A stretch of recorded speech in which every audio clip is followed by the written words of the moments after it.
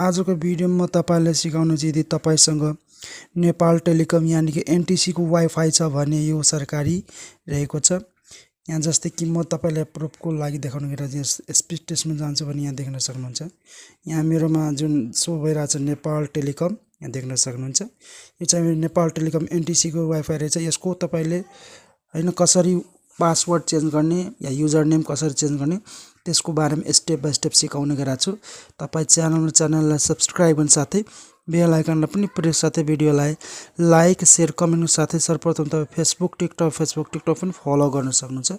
सर्वप्रथम तपाई यहाँ क्रोम ब्राउजरमा जानु होला।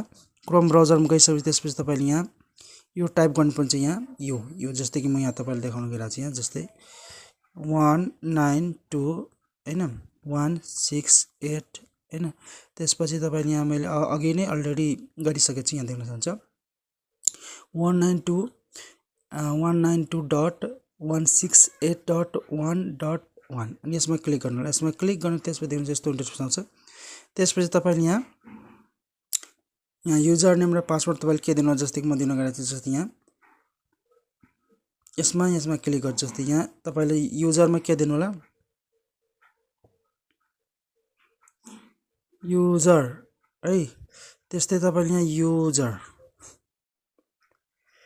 भनेको तपाईले यहाँ जुन माथि यहाँ दिनुहुन्छ युजर नेममा युजर है त्यही तपाईले तल पनि तपाईले यहाँ युजरै दिनु होला। USER युजर जुन यहाँ दिनुहुन्छ त्यही सेम पासवर्ड पनि दिनु। त्यसपछि लगइन गर्नु होला। लगइनमा क्लिक गर्न त्यसपछि देख्नुहुन्छ तपाई यस्तो इन्टरफेस दिनु भइसक्यो। त्यसपछि देख्न सक्नुहुन्छ यस्तो आउँछ जीपोन यहाँ चाहिँ GU टेबा 5G। अब तपाई के गर्नु यसमा यहाँ जुम गर्नु होला। यहाँ त्यसपछि तपाई यहाँ जानु होला। यहाँ 3 नम्बरमा वायरलेस रहेछ वायरलेस यो वायरलेसमा क्लिक गर्नु होला। वायरलेसमा क्लिक गर्नु त्यसपछि देख्नु जस्तो इन्टरफेस आउँछ। त्यसपछि अब यहाँ रहेछ तपाईको यहाँ सेक्युरिटी यो 2 नम्बरको अप्सनमा सेक्युरिटीमा क्लिक गर्नु होला। यसमा क्लिक गर्नुहुन्छ त्यसपछि देख्नुहुन्छ तपाई यस्तो इन्टरफेस आउँछ। त्यसपछि देख्न सक्नुहुन्छ यहाँ तपाईको यहाँ वाइफाई को पासवर्ड रहेको छ। यहाँ देख्न सक्नुहुन्छ वाइफाई को पासवर्ड। अनि त्यसपछि तपाई यहाँ रहेको छ तपाईको यहाँ नाम जुन वाइफाई को नाम रहेछ यो नाम। त मैले चाहिएको लागि वाइफाई को पासवर्ड मात्र चेन्ज गर्ने गइरहेको छु। जस्तै कि यहाँ देख्न सक्नुहुन्छ यहाँ यसमा क्लिक गर्नु होला। तपाईले यसमा क्लिक गरेर त्यसपछि काट्छु देख्न सक्नुहुन्छ। त्यसपछि तपाईले यहाँ देख्न सक्नुहुन्छ। त्यसपछि देख्न सक्नुहुन्छ यहाँ मैले पासवर्ड को नाम दिइसकेको छु। यहाँ पासवर्ड मतलब राखेछु। त्यसपछि सेभ एन्ड एप्लाई को अप्सन रहेछ एप्लाई एन्ड सेभ। यसमा क्लिक गरेर तपाईले एप्लाई एन्ड सेभ गरेर तपाईले पासवर्ड चेन्ज गर्न सक्नुहुन्छ। या यसरी तपाईले आफ्नो वाइफाई को नाम पनि चेन्ज गर्न सक्नुहुन्छ। जस्तै मैले यहाँ एप्लाई सेभ गरेँ देख्न सक्नुहुन्छ। किनभने वाइफाई को नाम कटिसक्यो नो इन्टरनेट कनेक्सन कटिसक्यो।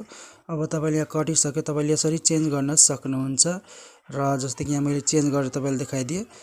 यहाँ देख्नुहुन्छ अब तपाईले यहाँ कनेक्सन पनि गरिदिन्छु। फेरि यो बहल मानमा यसमा क्लिक गर्छु।